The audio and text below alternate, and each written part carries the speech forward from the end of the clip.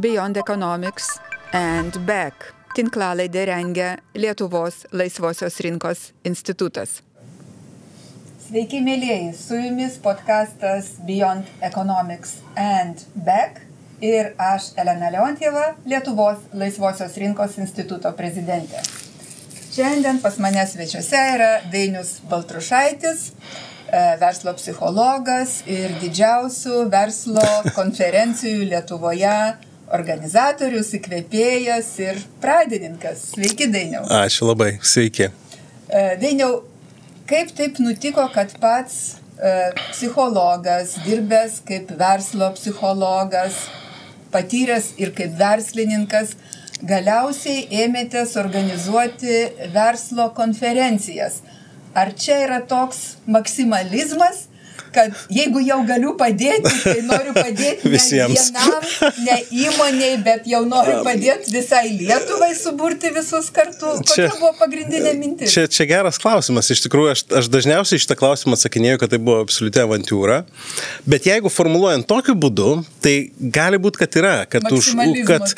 Aš nesakyčiau maksimalizmo, bet noro turbūt išplėsti tą, kam tu gali padėti, ar ne? Tai nesakyčiau maksimalizmas ta prasme, kad visai Lietuvai, ar ne?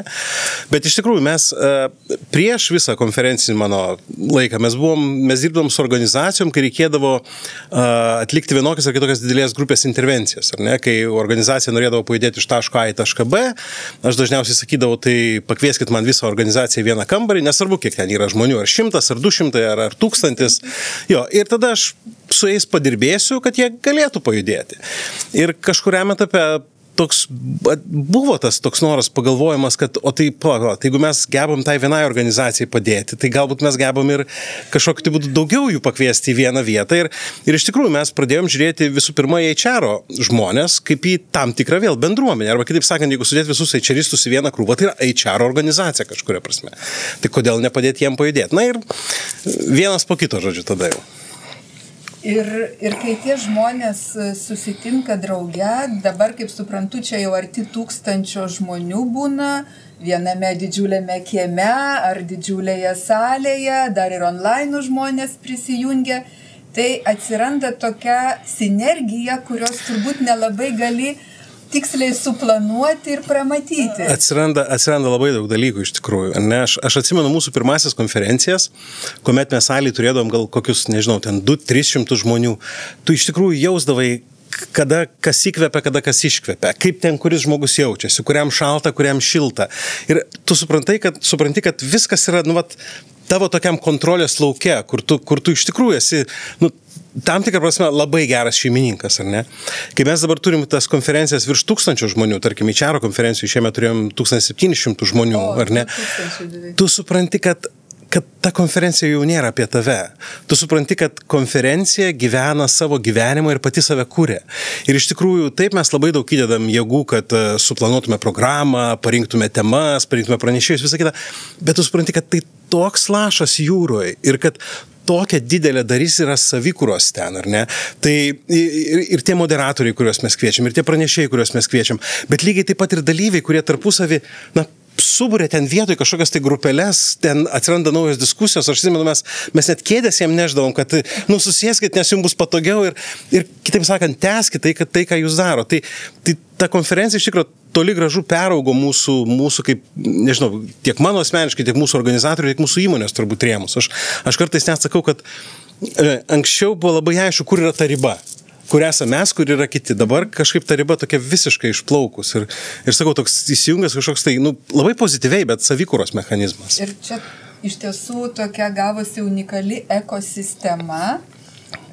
Ir pačiam kaip tam tikram dirigentui tenka, beveik tokio ir ministerio, gal be portfelio, bet vaidmuo, nes manau, kad padėti tom įmonėm, vadovam, HR-am, judėti į ateitį, kur mes visada einam užrištomis akimis, ypač tais neapibrėžtumo laikais. Ir aš matau, kaip su meile, tokia išmonė yra sudėti visi tie pranešimai, kad padėti apčiuopti šiek tiek tą nežinomybę, kad joje atsirastų kažkokie scenarijai, Tai čia turbūt daugiau negu bet kuris ministras padeda mūsų ekosistemai, bet pats Dainius Baltrušaitis tai padeda. Labai smagu girdėti, labai ačiū. Jo, tai iš tikrųjų to yra labai daug, man atrodo, konferencijos, ar ne? Man konferencijos man visą laiką tikslas, ar ne, yra iš tikrųjų sukelti abejonę. Ar ne, aš kažkaip visą laiką vadovaujuosi Voltero žodžiais, kuris sakė, kad abejonė nėra maloni būsena, bet būti ko nors tikrųjų yra visiškas absurdas. Tai va ta abejonė, man atrodo, mes esam tie, kurie siejam kažkuria prasme abejonę sėklą, pozityviąją prasme, ar ne? Aš labai dažnai pranešėjams sakau, kad ypatingai tie, kurie iš užsienio atvažiuoja, kurie nebuvę mūsų konferencijos ir nežino, koks čia tas vaibas, jo. Tai aš jiems sakau, žiūrėk, po tavo pranešimo žmonės turi būti supykę, ant tavęs gerąją prasme supykę, ar ne? Kad iki tavęs viskas buvo aišku, dabar velnės, nieks neaišku. Ar ne, kitaip sakant, aš sakau, jeigu tu sugebėsi padaryti chaosą žmogaus galvoj, man atrodo, pasieksi daugiausiai. Nes aš kaip psichologas, aš labai tikiu, kad po tos abejonės, po to chaoso galvoje gimsta kažkokia tai struktūra ir kažkokia tai tvarka, kur yra tavo tvarka, ar ne, kurią pats sukuri. Va čia man didysis tos konferencijos tikslas, ar ne, atrodo, yra. O kaip tie užsieniečiai reaguoja, kai yra prašoma nelabai struktūruotos tvarkos ir receptų? Jo, dažniausiai jie reaguoja labai pozityviai ir labai nustebusiai. Nes iš tikrųjų didžioji dalis konferencijų organizatorių prašo būtent to ABC 1, 2, 3, darykim šitaip ir viskas bus gerai, ar ne. Aš kažkodėl tai nežinau, ar aš toks esu žmogus, ar tiesiog kažkuriam gyvenimą taip pamačiau, bet man kažkaip atrodo, kad nėra receptų. Tu kuri savus receptus. Ir dėl to, na, aš galvoju, konferencijose, taip, jeigu, aišku, yra tam tikri receptai, bet jie yra tokie labai labai baziniai, ar ne? Bet kiekvieną kartą, kai tu kyli šiek tiek aukščiau į tokią tarsi meta perspektyvą, tu supranti, kad, brolyti, ten jokių receptų nėra. Ten yra idėjos, kurios sklando, jos gali apsijungti ir štai gims tavo receptas. Bet jokių būdų tai nereiškia, kad šitą receptų nešasi kitą organizaciją, ten irgi bus labai sėkminga. Ir mes turim tokių pavyzdžių, ar ne, kaip pavyzdžiui, įmonėse, nežinau, headhuntina ką nors, ne? Sako, oi, tas ten taip varė, pasimkim pas save, įdedam ir žiūrim, kad nieko nevyksta, ne? Nes matomai, kad yra daug dalykų, kurie yra aplink žmogų. Tai mano kolega Artūras, jis labai dažnai mėgsta sakyti, kad mūsų konferencijos yra turbūt labiau ne apie receptą arba atsakymą, bet labiau apie konteksto suvokimą. Ar ne? Nes turbūt tada, kai tu suvoki kontekstą, tau gali gimti tavo receptai. Tai tas konteksto suvokimas neapibrėžtumo laikais, jis yra dar brangesnis, bet dar turbūt daugiau iššūkių tame yra. Be jokios abejonės. Tai aš manau, kad vėl, jeigu vadovaujantis Voltero žodžiais, ar ne, tai turbūt, kai tu nuspręsi, kad tu suvoki kontekstą, tau nėra ką daugiau, nėra ką su tavim kalbėti daugiau, ar ne, prasme, nėra vilčių.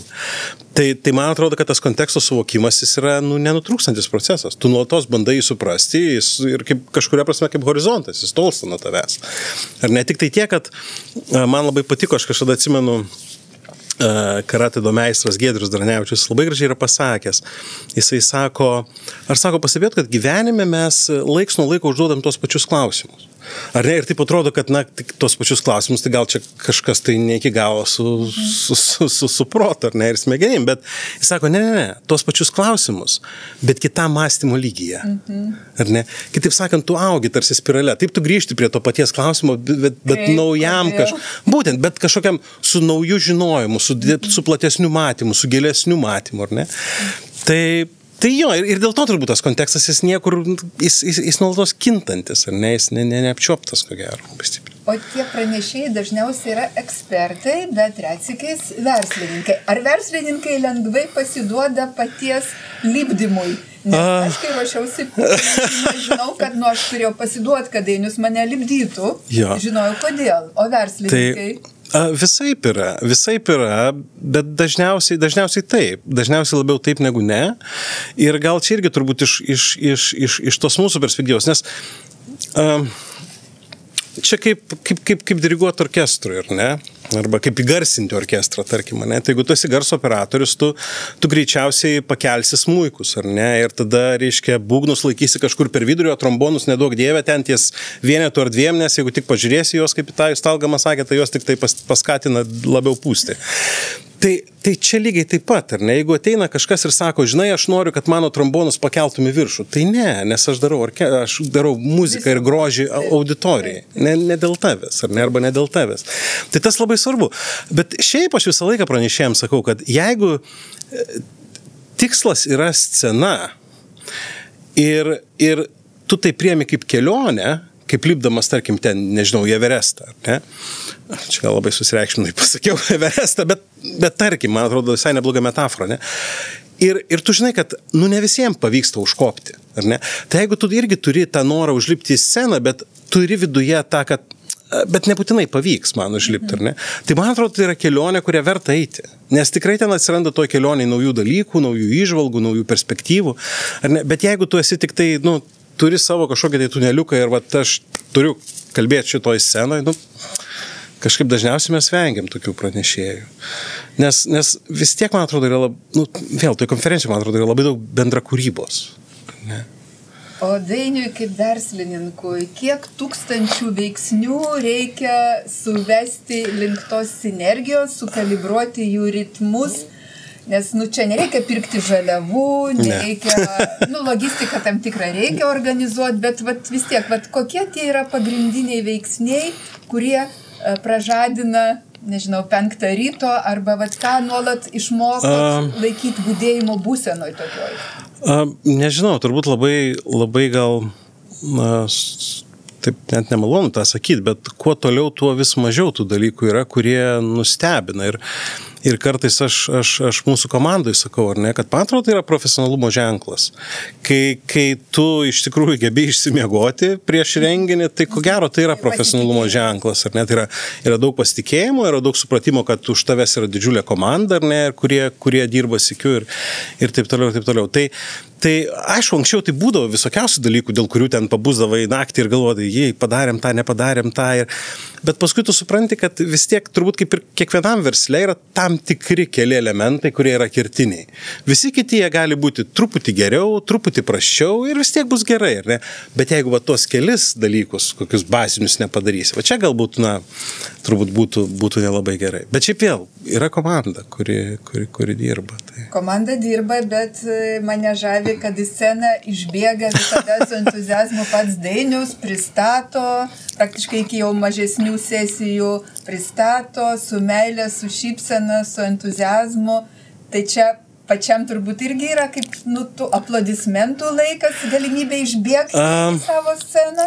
Kažkaip, aš nežinau, čia keli, ta prasme, aišku, malonu išgirsti, kai žmonės, žinai, malonu girdėti aplodismentus ir malonu, kai žmonės džiaugiasi būdami konferencijoje, nemeluosiu, 100%. Bet yra kitas dalykas, kuris man atrodo labai svarbus konferencijoje ir apskritai konferencijos moderatoriui arba vedančiajam, ar ne? Tai aš turbūt esu įsigilinęs į visus pranešimus ir į visus pranešėjus daugiau negu bet kuris kitas, kuris galėtų. Ir man atrodo, kiekvieną kartą tu surandi kažkokį tai to pranešėjo pristatymą. Koks yra kampas tas, kuris turbūt tave labiausiai sužavėjo ir galbūt tada organiškai ir kitus sužavės, ar ne? Tai to man atrodo, kad yra labai daug, ar ne? Aš iš tikrųjų stengiuosi visą laiką konferencijoje pasitikti žmonės kaip šeimininkas. Man norisi, kad ten jiems visiems būtų šilta. Ne tiesioginė prasme, bet ir tiesioginė prasme, ar ne? Kai labai lyjo vieną kartą, tai reikėjo rūpintis, kad būtų šilta. Bet ta šiluma iš tiesų jaučiasi. Ir galvoju, turbūt verslininką, kuris organizuoja konferencijas, žmonės myli. Ne tik tai tie, kurie ateina, bet ir šiaip turbūt paties įvaizdis visuomenė, jeigu pasakytum, čia stambių konferencijų organizatorius, kur yra milijoninės apyvartos, turbūt vis tiek žmonėm būtų pagarba ir meilė.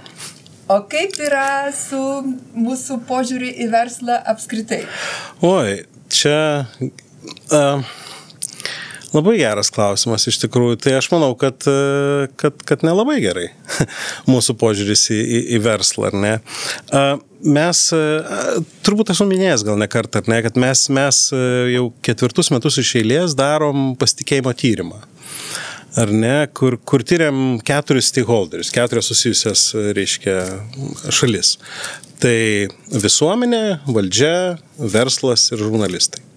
Ar ne, ir tiesiog žiūrim, reiškia, ten pasitelkę klausimynų, žiūrim, kaip vieni kitais pasitikim tam tikrose, reiškia, pjūviuose, ar ne. Ir čia ką, tai ką rodo, nežinau, tiek 4 metai, kiek mes tai darom, tai kad rezultatas labai paprastas, kad nieks nepasitikė niekom. Tai, ta prasme, čia negali sakyti, kad 0 yra, ar ne, bet mes galvojam, mes visiškai nereikšmingai, ir čia turbūt labiausiai skaudu, ypatingai žiūrint iš verslo perspektyvos, nes mes kažkaip galvojam, kad ten prasidėjus Ukrainos karui, COVIDas, ar ne, ir ten, ta prasme, tas verslas tiek parodė iniciatyvos ir kažkaip tikėjomės, kad čia jau tai turėtų atsispindėti. Ir ten 1 metus, 2 metus ir nieks nesispindėjo. Ir čia aš prisiminiau to Charleso Millso, reiškia, sociologo mintį, kai jisai sako, žmonėms labai sunku matyti daugiau negu jie patys. Ar ne? Ir čia turbūt tas yra. Taip tu supranti, kad ten kažkur kažkas kažkam kažkada padėjo. O dabar kas man iš to?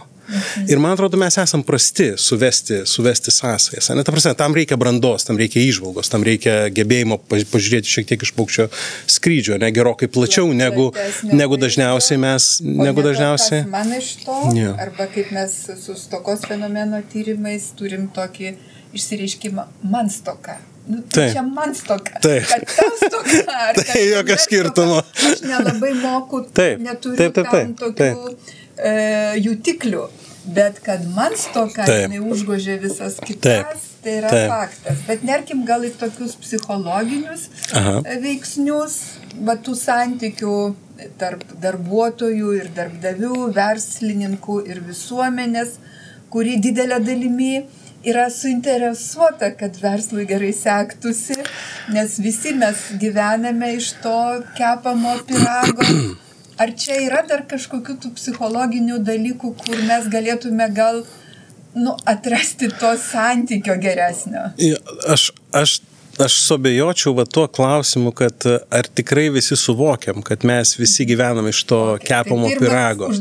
Nes man atrodo, kad yra daug žmonių, kurie nesuvokia, ar ne? Ir kad kai mes sakom, tai padidinsi mokesčius verslui, ar ne? Ir ten juos perskirstom. Tai iš kur tie pinigai atėjo? Man atrodo, didžioji dalis žmonių nesuvokia, kad tai verslas yra tai, kas uždirbo, iš kur tie pinigai buvo surinkti pirmoje vietoje. Ne?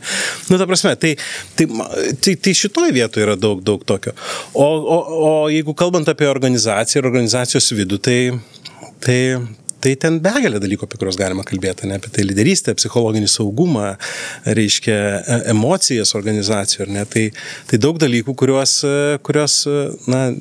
nemažai organizacijų, kurios yra susitvarkiusios ir turbūt yra gerai, bet daug organizacijų, kuriuose yra, tobulėjam, mes tobulėjam. Sakykime, švelniai, tobulėjam. Nes vis tiek, negali pasiekti visišką tobulumą, nes ir vėl ateina nauji iššūkiai ir vėl keičiasi struktūra. Čia klausimas, ar yra sutvarkyti fundamentalūs dalykai, ar ne, organizacijoje. Tai man atrodo, mano supratimu psichologinis saugumas organizacijoje yra fundamentalus dalykas, ar ne, kuris mano supratimu labai svarbus, ypatingai šiais laikais, kaip yra santykis pirmiausia? Psichologinis, pasakysiu taip, ne, kai žmonės išgirsta psichologinis saugumas ir net saugumą padėkim šalį, žodį psichologinis, kai išgirsta, tai jie kažkaip pradeda visą laiką mąstyti, kad tai yra tokie, kažkokie minkšti, softiniai, fluffy dalykai, kur tokie, bet toli gražu taip nėra. Ar nereiškia? Psichologinis saugumas yra labai rimtas dalykas organizacijai tam, kad negalėtų judėti ypatingai neapibrėžtumo sąlygomis ir į priekį, inovuoti.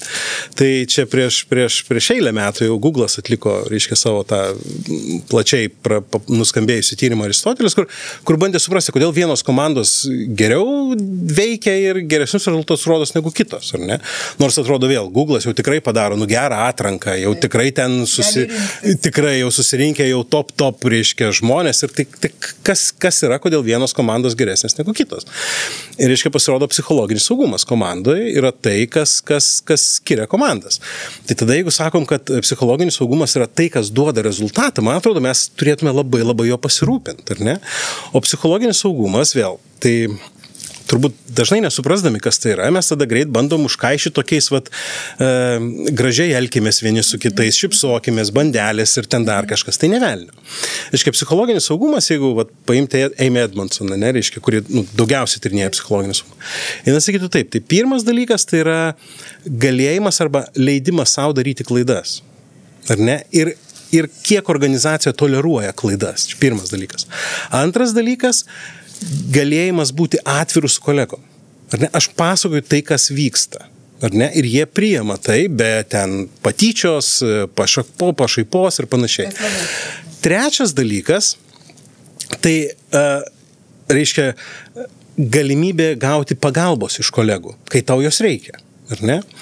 Ir ketvirtas dalykas, kurį Edmondson pasakytų, jinai sakytų, tai yra gebėjimas būti savimi arba leidimas savo būti savimi organizacijoje. Ir čia, mano supratimu, šitas ketvirtas punktas, jis nėra čia, daugiau sutinku, kad leidžiu savo būti, negu neleidžiu. Arba juoda, arba balta. Čia yra visiškai atsakymai. Arba tu esi tu, arba tu esi ne tu. Ar ne vienas iš. Ir va čia vėl mes irgi šią vasarą, mes turėjome Amy Edmondson Lietuvoje, reiškia, savo personalo konferencijoje ir prieš ją atvykstant, reiškia, šią vasarą mes darėm tyrimą, ar ne? Vėl pažiūrėjom, kaip šitie 4 faktoriai atrodo mūsų organizacijos, ar ne? Ir jeigu aš ten nepamenu dabar visų skaičių, kuriuos galėčiau greit pažiūrėti ir pasakyti, bet daugiau mažiau situacija yra tokia, kad kuo žmogus jaunesnis, tuo jis savo daugiau leidžia klysti, tikisi pagalbos, jis jos sulaukia ir leidžia būti savimi. Kuo jis vyresnis, tuo visą tai mažėja. Reiškia, jeigu mes kalbam apie privatų verslą. Patirtis šiek tiek. Ir čia yra ta, ar ne? Ir čia yra, kad turbūt negatyviai negatyviai turbūt tai yra, bet nežiūrint to, tu su amžiumi supranti, kad geriau patylėsiu. Ar ne? Ir ko gero, ir čia turbūt irgi yra susiję labai stipriai su alkiu, teisingai. Ta prasme, su tuo, kad aš, noriu ir rėkiu iki beprotybės, kaip aš to noriu, ar ne? O čia, geriau kitą kartą. Ir lygiai taip pat irgi pastebėtas buvo, reiškia, skirtumas tarp privataus verslo ir reiškia, valstybinio sektoriaus, ar ne? Kad, reiškia, privačiam versle yra visų šitų dedamųjų, nepriklausomai nuo amžiaus, yra daugiau negu valstybė. Tai čia yra gera žinia. Tai čia yra gera žinia, vienok vėl, tai nėra, reiškia, net ir žiūrint tą privatų sektorių, tai nėra taip. Ir aišku, pavyzdžiui, vienas iš tų aspektų, tai, galimybė klysti, ar ne? Tai iš esmės, kad, čia, nežinau, mes visi žinom tos posakius liaudės, ne, kas neklysta, tas ten, ir taip toliau, ar ne? Bet nežiūrint to, mūsų požiūris į klaidas organizacijos yra labai toksai, keistas. Ar ne, ta prasme? Nes jos gali kainuoti. Jos gali kainuoti. Ypač mūsų laikais tai gali kainuoti ir reputaciją, tai gali kainuoti. Nes piniginiai praradimai ne visada patys baisiausi. Jo, čia, aš jeigu turim laiko, neturim laiko, gerai. Tai aš galiu išsiplėsti šiek tiek apie klaidas, ar ne? Ir man atrodo, tai labai svarbus dalykas, ar ne? Nes jeigu tu iš tikrųjų nori kažką atrasti kažkokius naujus horizontus, nori inovuoti, ar ne? Tai be jokios abejonės tu klysi. Ar ne? Ir čia vėl, žmonės kartais prisirankia visokių tai žodžių ir ten tada juos pradeda naudoti visur, nežinodami, kas stovi už to, ar ne? Kaip ten, tai tos organizacijose skatina klaidas, jam liepia klysti, kuo daugiau klysti, tuo geriau. Nesąmonė. Teisingai dabar, čia turbūt turėtume suvokti, kas yra klaida, ar ne? Tai ta pati mano Amy Edmondson minėta, jinai labai skaniai iš tikrųjų suskirstė klaidas į 3 kategorijas. Jinai sako, yra bazinės klaidos. Šiukštų jų daryti negalima. Tai yra visos tos klaidos, kurios yra paprastos, bet labai bukos. Tiesiog, dėl žioplumo, dėl neišmokimo, dėl nežinojimo, dėl nesivadovavimo tam tikrą procedūrą ar dar kažko. Kontrolę. Tai be jokios abejonės, jas visas reikia sugaudyti, sutvarkyti ir jų vengti. Jau man ramiau. Taip ir yra. Tai aš lygiai taip pat manau, kad tokių klaidų negalima sau leisti daryti, ar ne, organizacija. Tavo profesionalumas reiškia, kad tokių klaidų nedarysi. Taip. Ar ne? Ir su to aš sutinku. Klausimas paskui, čia jau paskui technika, ne, kaip tu padarai, kad žmogus jaustųsi gerai, kai tu taisai jo tas klaidas, kurios yra bazinės ir taip toliau, bet jų reikia vengti. Antros klaidos, kurių reikia vengti, turbūt pakankamai yra sunku, tai yra kompleksinės klaidos, kur iki tol, kol ta klaida neįvyko, tau neatrodė, kad tai galėtų potencialiai būti klaida. Jo, aš duosiu pavyzdį, ne? Tarkim, kai prasidėjo COVIDas ir sutriko tiekimo grandinė su Kinija, ar ne? Taigi visi ką kalbėjo, jo, mums reikia Europai turėti čia kažkokių tai tų perteklinių tiekimo grandinių, bet va tokiem atvejim, bet jeigu tu kokiais 2017 metais būtum pasakęs, ne, susikurkim dar porą tiekimo grandinių čia Europoje, visi sakytų, tu durnas.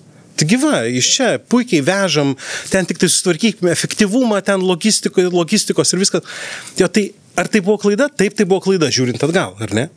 Bet jinai tokia kompleksiška, kad nieks į priekį jos žiūrėdamas nebūtų pasakęs, kad reiktų kažką daryti. Tai yra tiesiog pražiūrėta galimybė. Tai nėra klaida, pačia savo esme, tai nėra klaida. Nes galimybių visada yra begalinis kiekis. Ir mes negalime eiti visais keliais. Jo. Tu negali investuoti visų pagalbių padėjimą ant kiekvienos slidaus kelio. Be jokios abejonės. Nors tuo metu, kai vyko COVIDas, visi velnės. Čia jau toks. O trečia? O trečia yra klaida, yra eksperimentai. Ar ne? Ir čia yra klaidos, kurios yra labai svarbios. Tik tai vėl nevadinčiau klaidą. Čia galima turbūt vadinti žodynę paieškoti, ar ne? Bet eksperimentai, jie arba pasiteisina, tai yra duoda rezultatą, arba neduoda rezultato. Labai svarbus dalykas, kas, man atrodo, skiria eksperimentą nuo tokios bukos klaidos, tai, kad tu eidamas į eksperimentą, tu nesi tikras. Ar ne? Ir čia labai svarbus momentas. Man atrodo, eksperimentų mes turim būti pasiruošę. Ar ne? Kad aš žinau, kad aš tai darysiu, 99% aš suklysiu. Ten negausiu to rezultato, kurio aš noriu, bet aš matau, kad gausiu tokią ir tokią pamoką, kurias aš sudėjus galėsiu padaryti dar vieną eksperimentą. Ar ne? Ir čia, man atrodo, šito dalyko mūsų organizacijose be proto reikia. Jeigu mes norim inovuoti, būti kūrybiški, kurti naujus produktus ir taip toliau. Mes turime mokslinę hipotezę. Taip. Ir jinai arba pasitvirtina, arba nepasitvirtina. Taip. Ir abu dalykai. Būtent. Aš jau žinau, kad šitas metodas neveikia. Aš jau galiu ieškoti kitus metodus. Problema su mūsų požiūriu, ne, tokiu žmogiškuoju grinai, kad jeigu ta iškelta hipotezė pasitvirtina, tada visiems gerai. Aš kaip mokslininkas. Taip. Bet jeigu ne, tada... O tai irgi svarbu sakyti. O tai yra labai svarbu. Tokią hipotezę ir jinai nepasitvirtina. Ir tada, jeigu mes nueitume į organizaciją, tai aišku, kad, kaip, tas žmogus, kuris kelia hipotezės, net jeigu ir nepasitvirtina, tu žinai, kuriuo keliu neiti, ar ne? Bet iš tikrųjų, tugi nenori būti organizacijai. Tas, kuris, 1, 2, 3, 4, 5 kėlė ir nei viena nepasitvirtino, tai tau sakys, gal daugiau nekelk tų hipotezių. Ir čia turbūt iš to ir atsiranda, su ta branda, reiškia, tu nusprendi, kad geriau patylėti. Aš galiu pridėti prie šito mano patirties ir Laisvos rinkos instituto patirties, nes, kaip aš juokauju, vienintelis žodis institute, kuris yra uždraustas, yra žodis bandyti. Ir tai yra mūsų kultūroje labai priimta. Nedaryti, bet bandyti. Bet visi nauji darbuotojai, kurie ateina į komandą, pradžioje jie sako, pabandysiu, bandau. Ir keičiasi ne tik žodynas, kai tu pradedi nebandyti, o daryti. Man žmonės paskui liudijo, kad tai buvo vienas didžiausių lūžių jų gyvenime, jų savimonėje ir santykyje su pasauliu, kad aš darau. Ar man pasiseks ar ne, aš nežinau ir čia sutinku, aš už tokias klaidas. Bet aš darau. Nes pasakymas, aš bandysiu, jau man duoda tokį, aš čia kažką gal pradėsiu, gal nepradėsiu. Taip.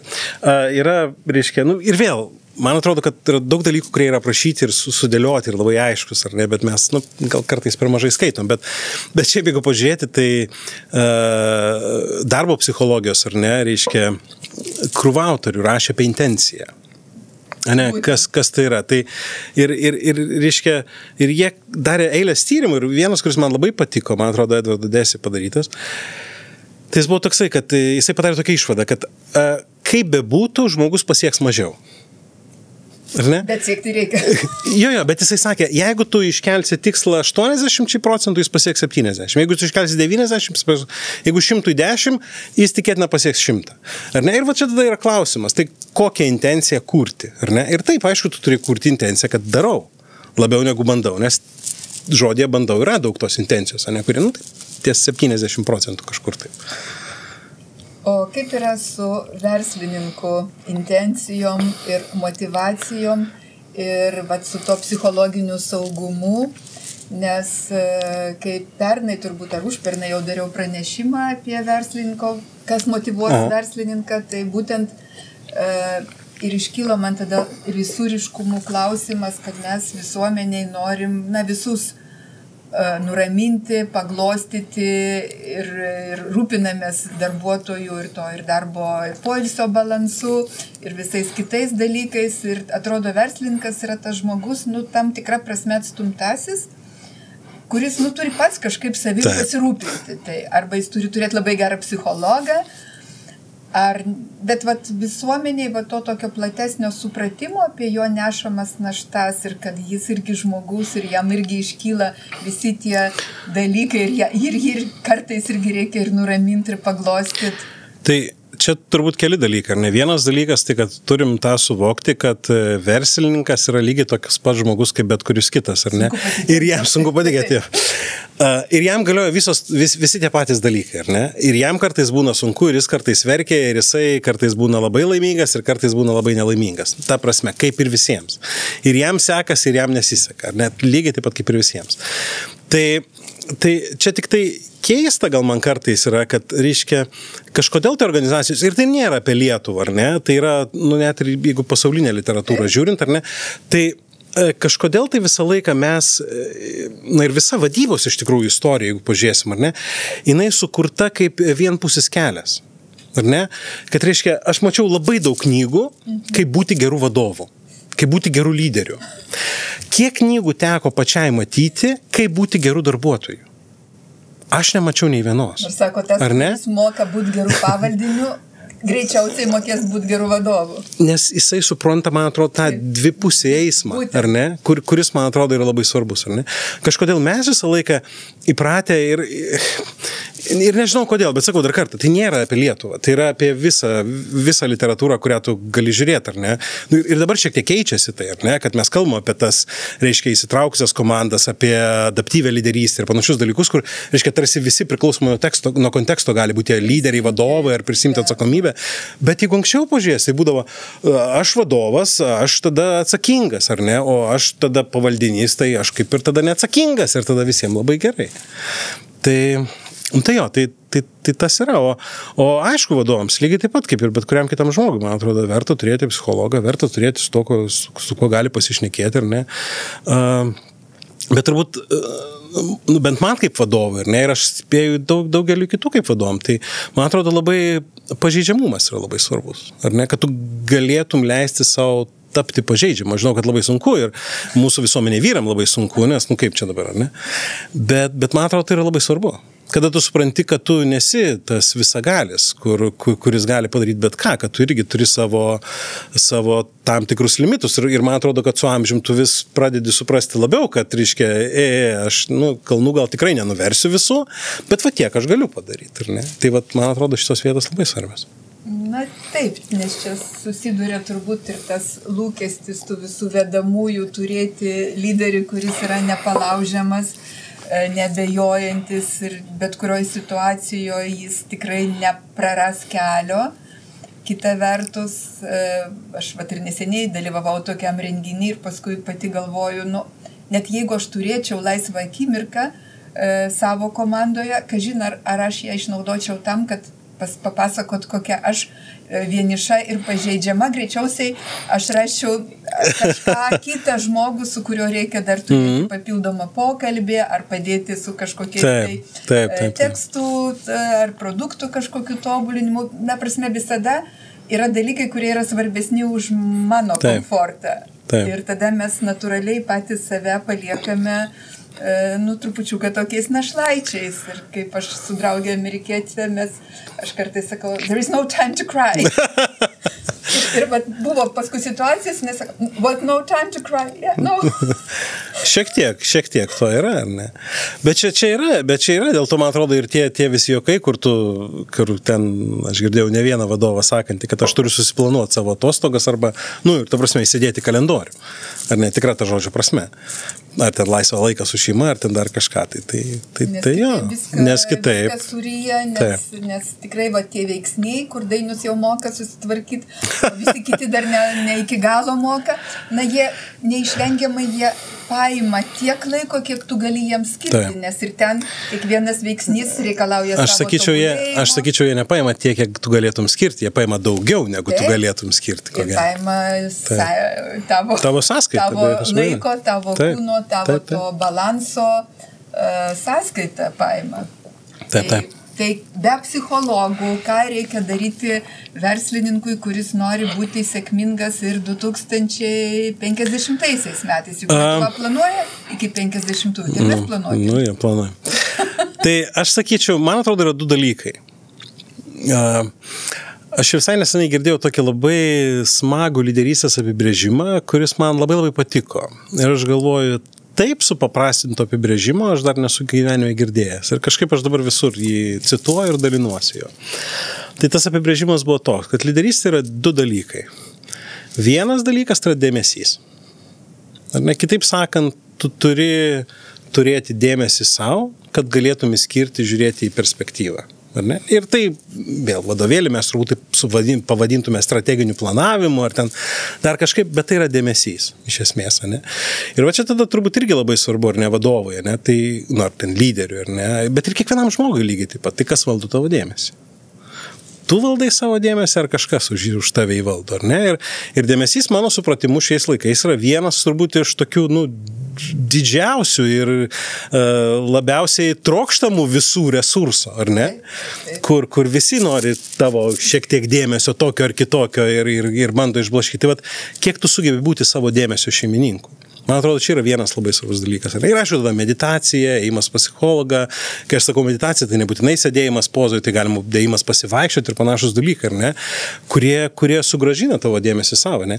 Čia yra keistas dalykas tai, kad mes kažkodėl tai galvojam, kad kuo daugiau dirbsiu, tuo geriau bus, ar ne? Tai taip nebus, ar ne? Reiškia, psichologai senai įrodė, kad nuo 50 valandos tavo efektyvumas, 50 valandos per savaitę, ne? Tavo efektyvumas krenta. Ten gali paskui varyti išsijuosęs ir būti geriausias, nesvarbu, nieko nebus, ne?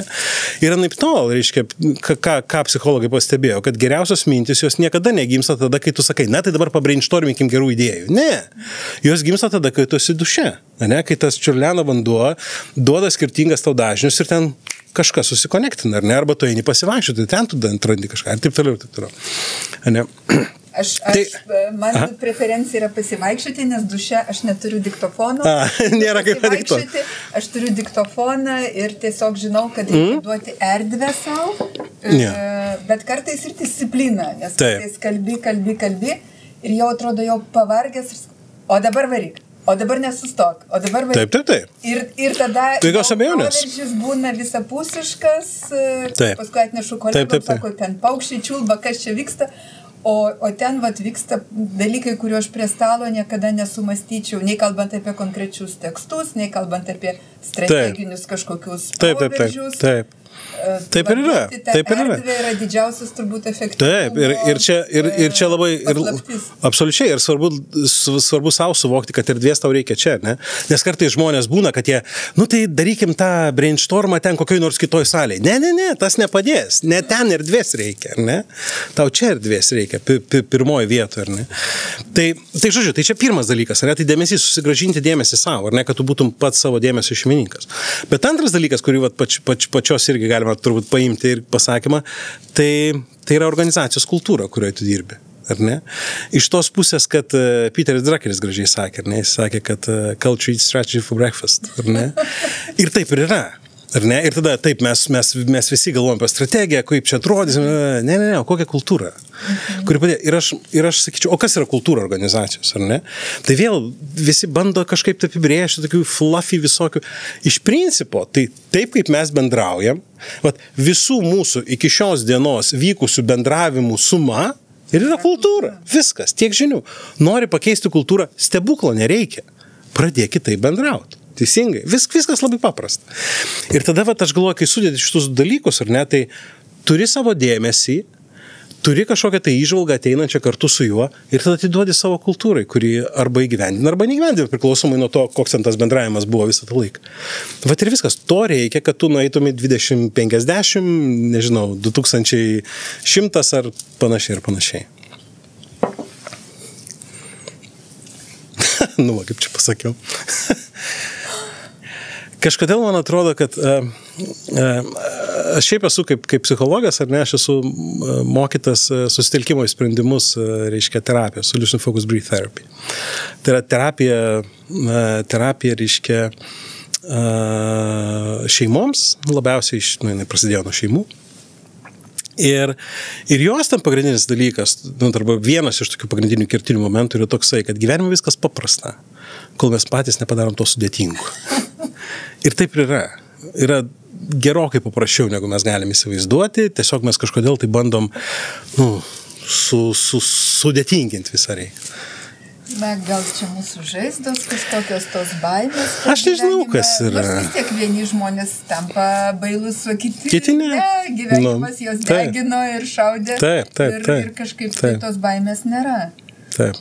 Tai ar tie palyginimai šeimos ir ekonomikos ir įmonės patį labai erzina, nes dabar kad labai daug yra tokių ištarų apie tai, kad čia negalima koktų lyginti. Kita vertus mes kalbam apie tą kultūrą, pasitikėjimą, kur tikrai tarsi yra tikrai beyond economics. Absoliučiai. Nėra apie ekonomiką. Visiškai. Taip. Man, kaip psichologui, kuris dar vis bando paskaityti vienokius kitokius akademinius straipsnius. Gerai, skaito, jo, bet geras žodis, jo. Tai skaito, bet vis dar bando kažką su tuo padaryti, sakykim taip, ar ne? Tai man labai įdomu, ar ne, reiškia, pats žmogaus skirtingumas, ar ne, skirtingos organizacijose. Nes mažiausia organizacija, mano supratimu, yra šeima, ar ne? Vyras, žmona, jie gali būti susituokę, nesusituokę, jeigu jie pradėjo kartu gyventi, jie yra organizacija. Ne? Viena iš didžiausių organizacijų, kuri mums dar vis suvokiama, yra valstybė. Teisingai. Ir jeigu pagalvosim, ir verslas yra kažkur tai, tiesą sakant, arčiau šeimos negu valstybė savo dydžiu, teisingai.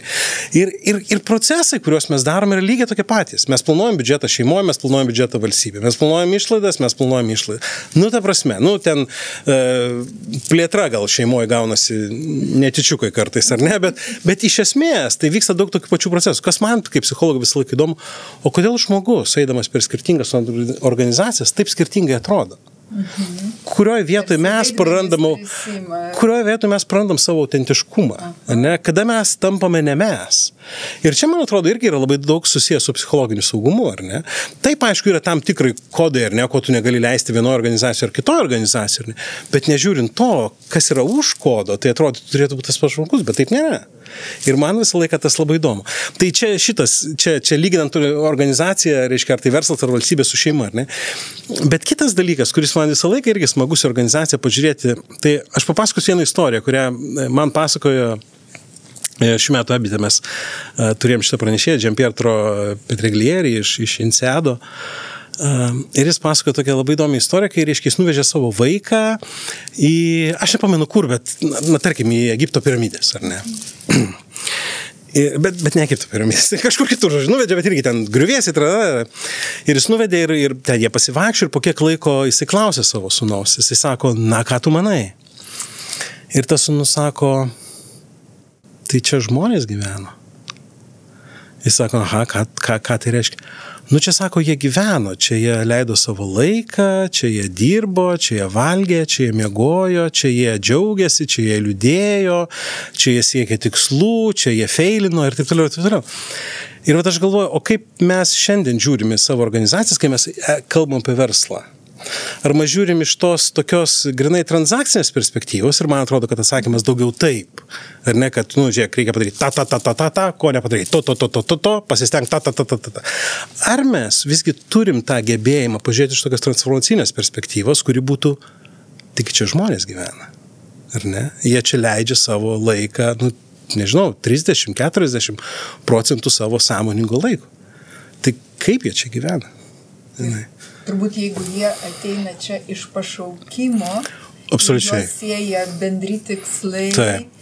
Džiaugsmai, taip. Tai jie turbūt visai kitaip gyvena. Netgi tą sunkmetį, kai reikia paskubėti ir pasitempti, ar ne? Ir jau patikėkit konferencijų versle, tai tų vietų, kur reikia kartais nuo karto padirbėti ilgiau negu tavo darbo sutartis ir kitą kartą nakčia.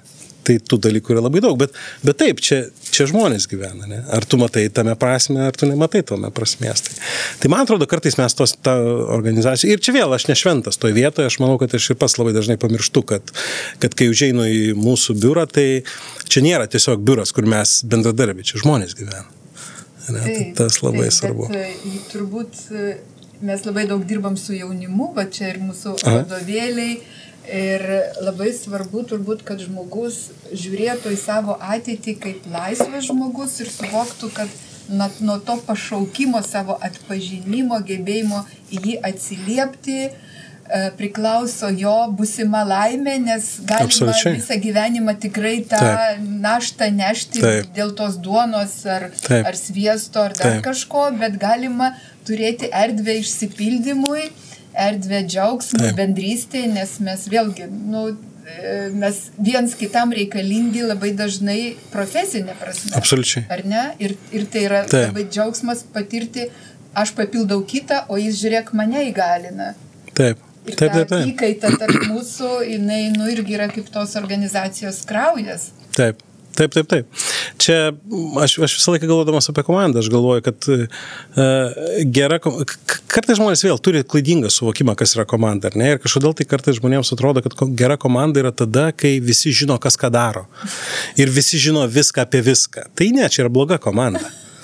Ne? Gera komanda tai yra tada, kai tu žinai, kad kiekvienas padarys savo dalį. Ir kai kiekvienas padarys savo dalį, mes turėsim gerą rezultatą finale.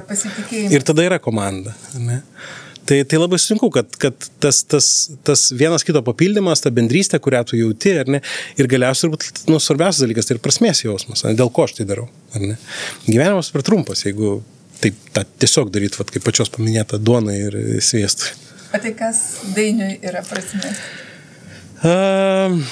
Labai sunkus klausimas, nežinau, aš dar ieškau atsakymą iš tą klausimą, bet šiaip man patinka, kai aš matau aplink žmonės, kurie suabejoja, bet jie buvo tikri. Tai man tai yra labai daug prasmės, ar ne?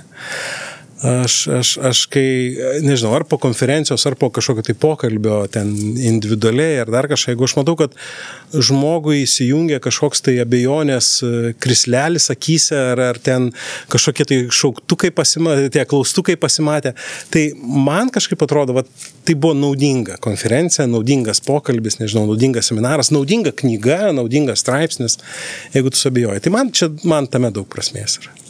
Na ir prieš einant į pabaigą dar leisiu savo paklausti apie alkį, nes Dainius yra tas žmogus, kuris labai atpažino mūsų fenomeno tyrimų, tą tokią pusę, kuri jungia tos tyrimus, kurie yra gana sudėtingi, filosofiniai, daugiasluoksniai, su ta žmonių tikrovė, realybė, su to alkiu ir koks skirtingas būna tas alkis ir būtent ta ekonominė alkio perspektyva, tai ar čia pačiam iš karto viskas įdomu prisiminti? Aš pasakysiu, kodėl. Man nebuvo tai svetima, dėl to, kad yra toksai tuo metu buvusios Arthur Anderson kompanijos konsultacinės, kiek ten jau buvo, Big Six, Big Five, nežinau, psichologas, kurisai kalbėjo apie Gleicheris, kuris ir parašė Gleicherio formulę. Ir jisai daugiausiai dirbo su pokyčiais, ar ne? Jeigu mes norim pajudėti iš taško A į tašką B, kas turi vykti, ar ne? Ir jisai, kodėl man tai buvo labai artima, dėl to, kad aš labai irgi vadovaudavausi, ypatingai elgesio terapija iš tikro pastatyta ant tos formulės, ar ne? Ir man atrodo, Gleicheris nežinojo, reiškia. Bet pirma prielaida toj formulė, ir ne, jeigu tu nori, kad kažkas gyvenime keistus, yra nepasitenkinimas. Būtent. Ir tai nėra kas kita, negu galima turbūt sakyti, kad alkis gimdo nepasitenkinimą, ne? Tai yra nepasitenkinimas. Kitaip sakant, jeigu tu esi patenkintas, tu nieko nekeisi, tau nėra prielaidų net keisti. Tu gali matyti daug, ten yra kitos dedamosios, ne tos jo formulės, dar 4 dedamosios, tai yra ateities matymas, tai yra kokia ta perspektyva, arba kur mes norim nueiti, tai yra pasitikėjimas, turėjimas, arba ne, kad aš galiu tai padaryti, ar ne, ir tada galiausiai supratimas, kaip aš tai darysiu, ar ne, tai tokia jau gal toks pats racionaliausias dalykas, tas 4 žingsnis. Bet mano bičiulis psichologas, reiškia Rytis Pakrosnis, daktaras Rytis Pakrosnis, jisai visą laiką sako, aš kai dirbu su klientu, mes daugiausia laiko praleidžiam to nepasitenkinimo arba to alkio suvokime. Ar iš tikrųjų yra? Nes man atrodo, tai yra negatyvi energija, kuri gali pavirsti pozityviu kūru. Ar ne? Ir va, dėl to man tai, sakau, man tai buvo labai artima, aš tą kažkaip tai visą laiką jausdavau, tai tiesiog. Ir tie dalykai iš esmės susijęs su žmogaus prigimtimi, nes žmogus yra tikslo siekianti būtybė, o tam, kad mes galėtume kelti tikslus, mes turim būti nepatenkinti esamą būseną. Bet suvokti, kad tai yra potencija, kad tai yra pozityvi energija. O ne mano garbėjimo prielaida. Ir man, sutinku, 100% sutinku. Ir aš sakyčiau, toj vietoj, kai iš kur atsiranda žmogaus bejėgiškumas arba nedarimas, toj vietoj, kai tu iš tikrųjų pradedi nematyti, nėra tau takoskyros, ar ne?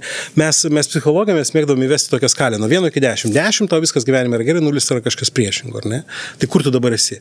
Ir jeigu žmogus sako 10, tu supranti, kad nėra jokios prielaidos keistis jiems. Nors ten gali aplinka visą rodyti visai kitus signalus, kad brolyti, tau reikia labai sutvarkyti. Bet tol, kol jis pats sako 10. Tol nieko nebus, ar ne? Ir tada va čia, man atrodo, ką duoda nepasitenkinimas arba alkis, ar ne? Tai jis duoda to gepo, kaip čia lietuviškai, ar ne, to atotrukio matymą, ar ne, kad aš esu ties 8, bet galėčiau būti ties 10, ar ne, tai, čia yra ką nuveikti, ar ne? Tuo tarpu tu taip pat matai, kad nuo 0 iki 8, kur tu dabar esi, yra nueitas kelias, kuris tau duoda daug pasitikėjimo ir tikėjimo, kad tu gali padaryti, kad tu gali to keliu eiti, bet va šito nematymas, jisai ir sako, kad tai gal tada viskas gerai.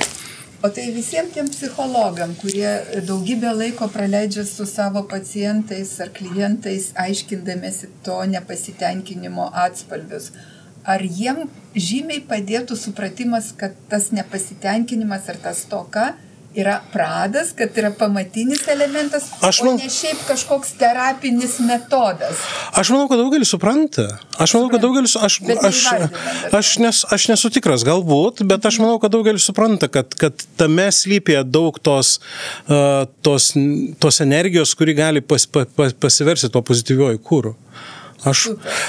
Arba aš per mažą burbulą psichologų pažįstu, taip sakydamas. Bet aš manau, kad tikrai nemažai jų supranta. Mes bendraudami supratom, kad tai yra atpažįstamas dalykas, bet kad kai jam suteiki to elemento, to prado vaidmenį, tai visiškai pasikeičia net ir žmogaus santykis su psichologu, nes jis man ne šiaip sako, pačilink, čia dar tu visko nepasiekė ir panašiai, bet aš suprantu, kad tai yra būties struktūros dalis, kuria man kaip žmogui, norinčiam kopti, yra absoliučiai būtina. Taip, be jos nieko nebūtų. Taip. Ir čia, taip ir yra. Čia psichologai, aš atsimenu, kai mokosi konsultavimo psichologijos, mes turėjom labai puikų dėstytoją ir jis sakė, svarbiausias dalykas, kurį tu gali padaryti, kai ateina pas tave, reiškia, tas klientas, pacientas, tai normalizuoti situaciją. Pasakyti, kad normalu. Ir tada didžioji dalis, bet didžioji dalis nusiramina ir tada ten daug dalykų paėda gerokai lengviau. Bet taip, normalizavimas alkio, kaip vieno iš fundamentalių dalykų tavo gyvenime jis yra, nes šiaip, kai žmogus išgirsta žodį alkis, tai taugi norisi iš karto greit, ką nors tokiu trumpuoju būdu, ką nors, nežinau, ten bandelę suvalgyti, ar ne, ar kažką, man atrodo, kad irgi labai svarbus momentas išmokti gyventi alkyje, ar ne, kur tu galėtum tada eksploruoti tą sritį, ar ne, kurioje tu tą alkį jauti, ar ne. Tai daug dalykų. Kaip ekonomikos ir psichologijos ministrai, manau, nemažai nuveikėm ir dar nuveiksime, kad ta pažintis žmonių ir tas driveris, kad jis būtų ryžtingas. Dainiau, pabaigai, kas pačiam yra išsipildymas? Ojei. Nežinau, šiaip, kai grįžti namo, šeima aplinkui, taurė vyno, geras kepsnys, man tai yra daug. Tokie labai labai paprasti dalykai. Nieko kažko tai antgamtiško. Tiesa. Bet žinoma, jie apvainikuoja prieš tai nuveiktus didžiulius darbus, ekosistemos kūrimą, už kurią tikrai visi esame dėkingi Dainiui Baltrušaičiui. Ačiū labai. Ačiū labai už nepaprastai įdomų pokalbį. Ačiū labai. Su jumis kalbėjo Dainius Baltrušaitis, verslo psichologas ir didžiausių Lietuvos verslo konferencijų iniciatorius, ir Elena Leontjeva, Lietuvos laisvosios rinkos instituto prezidentė. Ir tai buvo podcastas Beyond Economics and Back. Likite su mumis iki kito karto.